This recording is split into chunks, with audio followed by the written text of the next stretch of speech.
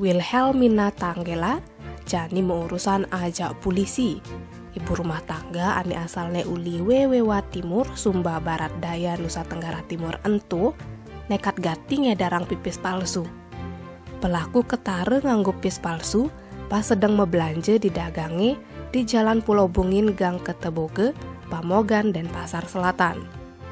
Kapolsek dan Pasar Selatan AKP Gede Sudiatmaje Minggu 10 Oktober nyelasang aparat nerima laporan yang ada ibu-ibu tapsire nyedarang pis palsu sambilange membelanja di dagange ane sedang rame anaknya membelanja.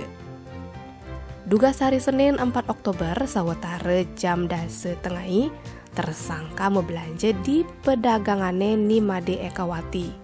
Ia membayahan nganggo pipis Rp50.000.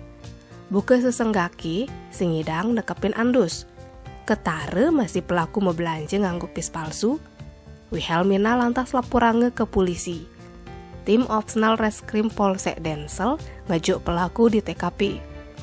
Mare periksane di kosane di Jalan Raya Pamogan, Gang Batas Pondok Bambu nomor 10 Densel, saget ada buin pipis palsu anilione 5,15 juta rupiah.